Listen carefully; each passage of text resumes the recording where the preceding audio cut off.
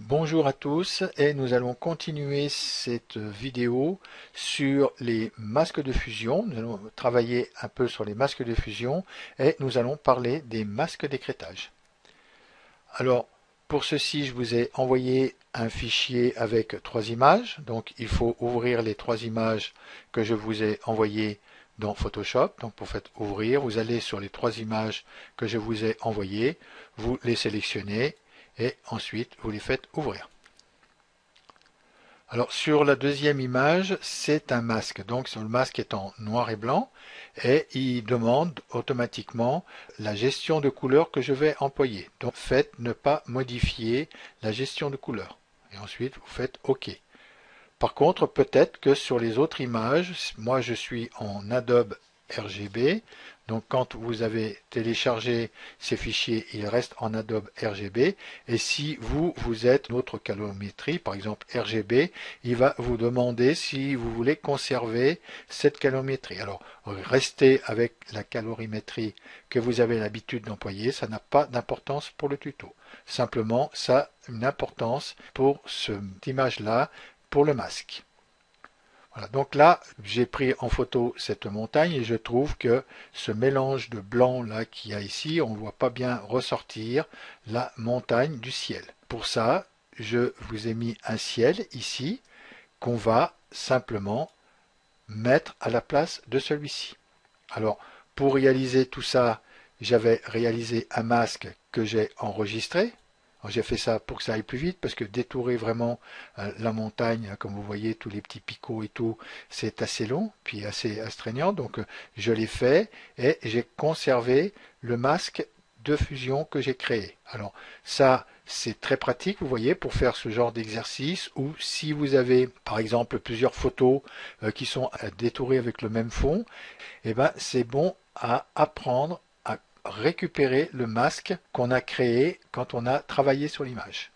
Alors pour ça, le fichier qu'on travaille en priorité, ça va être bien sûr sur la montagne. Et ensuite, ça va être le ciel et dernièrement le masque. Donc je vais passer ma montagne ici en premier. Et ensuite, je vais dupliquer les calques ici sur cette montagne-là.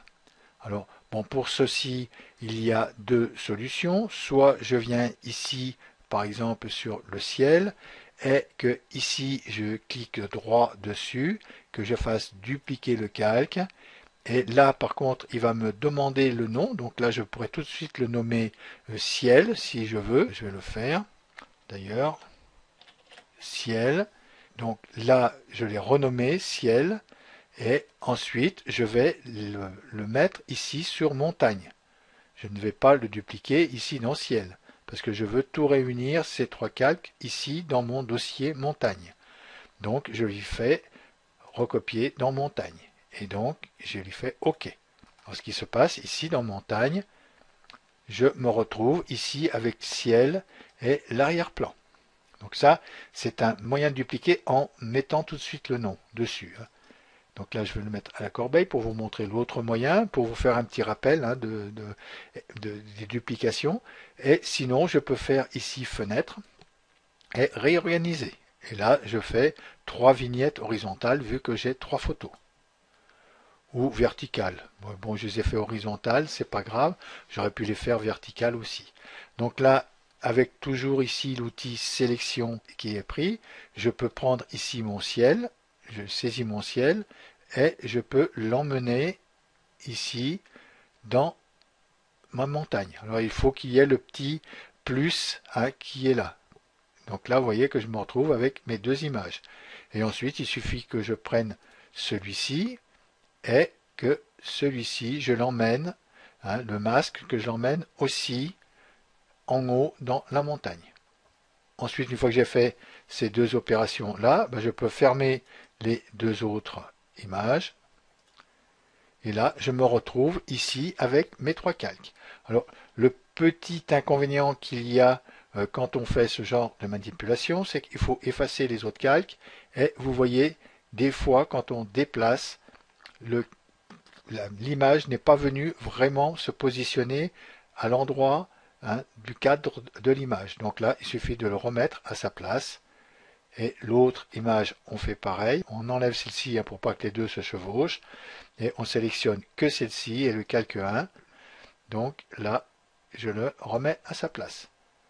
Et donc là, l'arrière-plan n'a pas bougé, ça c'est sûr, parce que c'est l'arrière-plan. Alors là, maintenant, je me retrouve ici avec calque 2, calque 1 et arrière-plan.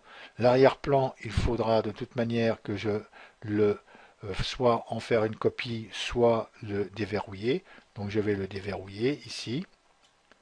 Et là, je vais renommer mes fichiers. Donc ici, je fais 2 clics dessus et je suis là, je vais le renommer montagne. Voilà. Celui-ci, je fais 2 clics dessus et je vais le renommer ciel. Et celui-ci, je fais 2 clics dessus et je vais le renommer masque. Voilà. Alors là, mon masque, on dirait qu'il n'est pas encore bon. Je ne sais pas ce qui se passe. Voilà. Donc là, il faudra que je le remette. Impossible, oui, parce qu'il n'a pas été sélectionné. Voilà. Donc là, il faut que je le remette ici à sa place. Le ciel, il était bon. Et la montagne, elle, n'avait pas bougé. Donc voilà, là je me retrouve avec mes 3 fichiers. Alors vous voyez, c'est bien gentil, on gagne du temps en passant par fenêtre, mais après vous perdez du temps aussi en renommant et en mettant en place de vos calques. Donc c'est à vous à voir comment vous voulez travailler. Je vous ai montré les 2 solutions. Alors maintenant, ce que j'ai fait avec ce masque. Donc ce masque, j'ai détouré la montagne, j'ai perdu du temps à le détourer vraiment comme il faut, et ensuite je l'ai récupéré, je l'ai transformé en image, et ce masque-là, maintenant, je peux m'en servir comme si c'était un masque que je venais de faire. Alors là, je vais vous montrer le travail que j'ai fait.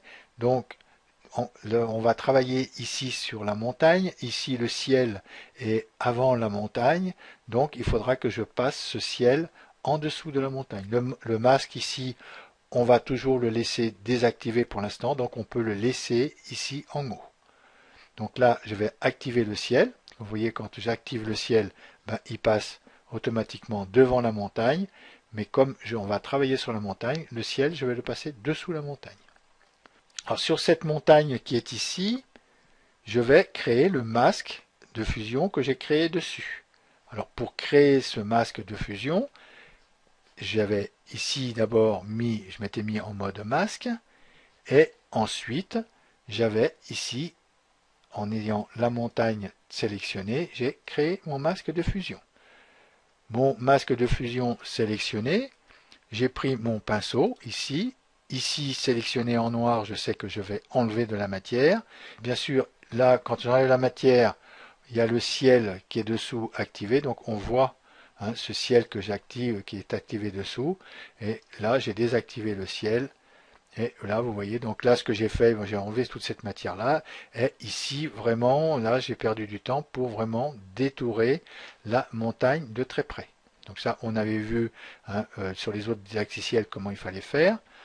Donc une fois que j'avais mon masque qui était ici, comme ça fait et fini, celui-ci, pour le récupérer, parce que je trouve que c'est quand même pratique de le récupérer, de le mettre en JPEG, comme ça vous pouvez éventuellement retravailler dessus, ou sinon, si vous avez plusieurs montagnes comme ça qui sont à peu près les mêmes à détourer, le garder pour le mettre sur des autres montagnes. Là, pour aller récupérer le masque qu'on vient de faire, il faut d'abord se ressortir du mode masque qu'on est ici, revenir en mode normal. Donc là, je suis revenu en mode normal. Ensuite, ici, j'ai sélectionné mon masque qui est ici. Et là, je fais Alt et clic de souris pour rentrer dans mon masque de fusion. Alt, clic de souris, là je rentre dans mon masque de fusion et là je vois le détournement que j'ai fait sur ma montagne. Alors si on veut récupérer ce masque de fusion tel quel noir et blanc, il suffit de le sélectionner. Alors soit on fait CTRL A, sinon on fait sélection ici est tout sélectionné. CTRL A, vous voyez ici en raccourci. Donc là, moi je vais faire, et maintenant que je suis ici ouvert, je fais tout sélectionner. Donc là, vous voyez que mon masque a été sélectionné au complet. Et là, je vais le copier. Soit je fais ici édition et copier, ou sinon, il y a le raccourci CTRL-C. Donc là, maintenant que je suis ici, je vais faire CTRL-C. Donc là, je viens de copier le masque de fusion que je viens de faire. Ensuite, si je veux le transformer en JPEG, il faudra que je crée un nouveau calque. Donc je me mets ici pour qu'il soit en haut, et ici, je fais créer un nouveau calque.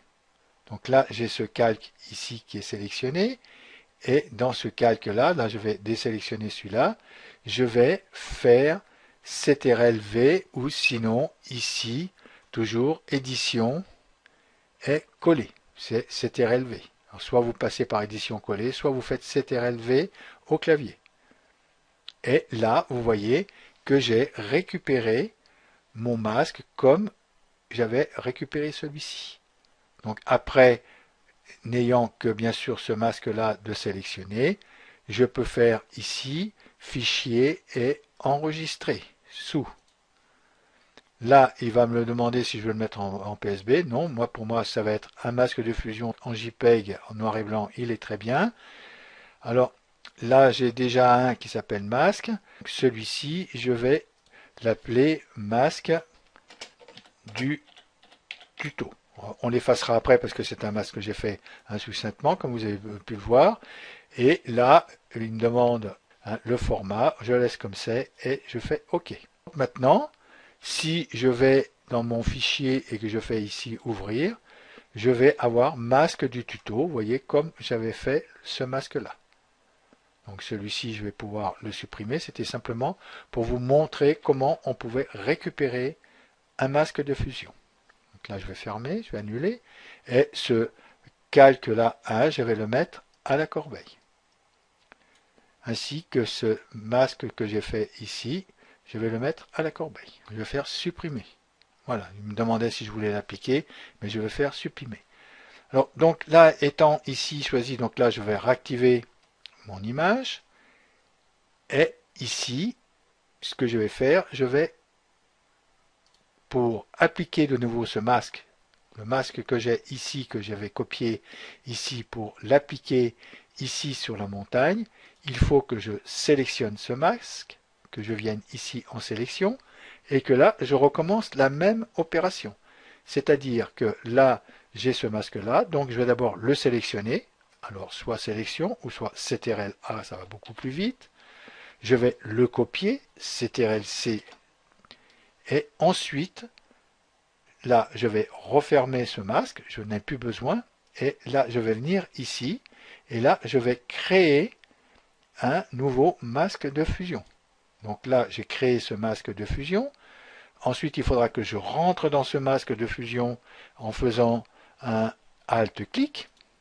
Là, je suis dans le masque de fusion. Et là, je vais faire CTRL-V pour coller le masque que je viens de copier ici. Voilà. Donc là, j'ai collé mon masque de fusion. Et vous voyez que là, il est revenu là, sur la montagne. Donc, comme si j'avais détouré ma montagne, comme il faut. Là, maintenant, il suffit que j'active, par exemple, mon ciel qui est dessous, et que je retrouve le ciel qui est bien incorporé dans ma montagne.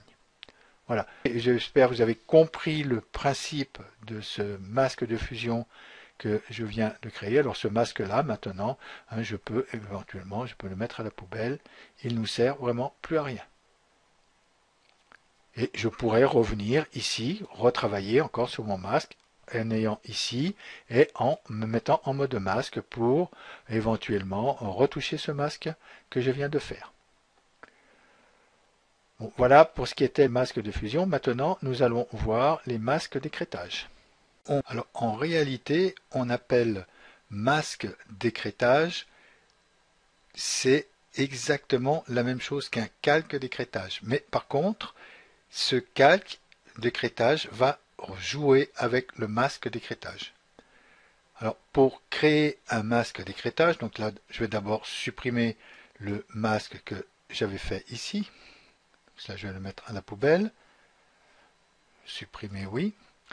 Et là, maintenant, je vais passer mon ciel en dessus de la montagne parce que je veux travailler avec mon masque sur le ciel. Et ensuite, je vais, par exemple, faire un texte ici sur ce ciel. Alors pour ça, je vais appeler l'outil texte ici. Et le texte, je vais le taper ici. Donc la grandeur de police, ici j'ai 72. Et ici, on va se mettre en Arial. Voilà, donc là, je vais taper mon texte. Je tape texte, par exemple. Voilà. Là, il est un peu petit, mais c'est pas grave. Je l'accepte et ensuite, toujours en étant ici sur le texte, je fais CTRL-T pour transformer la grandeur de ce texte et je vais le transformer proportionnellement. Je vais le prendre comme ceci, qu'on voit bien ce qui se passe autour dans ce texte. Voilà. Je vais accepter ma transformation. Ce texte-là qui est en dessus, je vais passer mon ciel en dessus du texte pour qu'on puisse travailler ici sur le texte en étant ici avec le ciel derrière. Parce que mon masque, je vais le créer ici sur le ciel. Alors si je travaille ici avec un masque, que je sélectionne simplement ici mon texte d'abord, donc ici je fais, pour sélectionner mon texte, je me mets ici, je fais CTRL-T, et vous voyez ici, mon texte est sélectionné. Ensuite, je me mets ici sur ciel, et là, je vais faire un nouveau masque, et là, vous voyez ici que mon texte sélectionné s'est transformé ici en masque. Donc si j'active ici ce ciel, vous voyez que le ciel s'est incorporé ici dans mon texte. Alors là, c'est parfait, donc on n'a pas de masque d'écrêtage, mais admettons que je veuille transformer ce texte, ou simplement, en me remettant dessus, que je veuille le déplacer. Donc pour ça, je vais prendre l'outil déplacement qui est ici, et que je déplace ce texte. Alors je vois que en réalité, le texte que j'avais ici, je le déplace, mais le masque ne se déplace pas avec.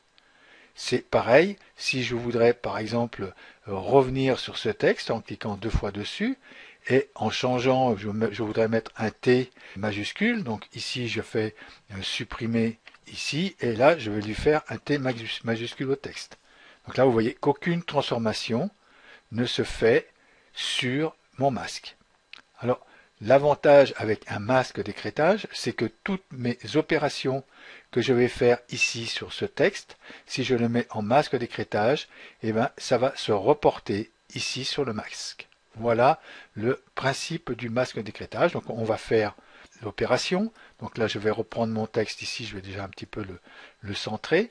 Bon, ce masque ici là que j'ai fait, il n'est plus bon parce que j'ai travaillé dessus, et donc celui-ci je peux le mettre à la corbeille. Donc il me demande toujours de supprimer. Maintenant je vais activer ici le calque du ciel. Je vais venir dessus et l'activer, et là vous voyez que automatiquement ça m'a caché mon texte. Alors pour créer un masque d'écrêtage ou un calque d'écrêtage, parce que c'est, si vous voulez, c'est le calque ici qu'on va écrêter pour qu'il vienne fusionner avec ici le texte. Alors pour créer un masque d'écrêtage, soit vous allez dans calque ici, et où vous avez ici créer un masque d'écrêtage. Ou sinon vous pouvez aussi venir avec la souris entre les deux calques qui sont ici, appuyer sur la touche Alt, et vous voyez que quand j'appuie sur la touche Alt, que je passe au milieu des deux calques, il y a une petite flèche qui m'indique que le calque du haut va fusionner avec le calque du bas. Alors donc là, je vais cliquer dessus, et là, en faisant la fusion, on voit automatiquement que mon texte qui était ici qu'il a à l'intérieur pris le ciel que j'avais ici. Alors là, par contre, je pourrais autant travailler sur ce masque ou ce calque d'écrêtage que sur le texte. Autant je peux prendre ce masque, vu que là il est sélectionné, que je vienne ici avec l'outil de déplacement, que je déplace ici mon ciel et on voit que le ciel se déplace dans mon texte. Si je vais vraiment ici à fond et que je lâche la souris, on voit ici que ça agit exactement comme un masque. On voit que la partie ici, j'ai mon image et que la partie qui est ici transparente, que le texte devient noir. Donc là, je vais ramener ici le ciel et autant je peux travailler aussi de la même sorte avec le texte. Il suffit de cliquer ici sur le texte et là, c'est le texte que je vais déplacer dans l'image. C'est pareil, si je sors ici, je vois ici que j'ai mon ciel qui n'a pas été vraiment bien au centre et je vois cet espace qui est ici qui devient noir ici. Ben voilà pour ce qui est des masques d'écrêtage.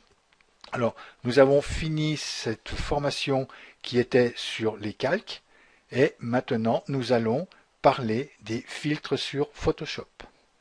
Je vous remercie de m'avoir écouté et je vous dis à bientôt.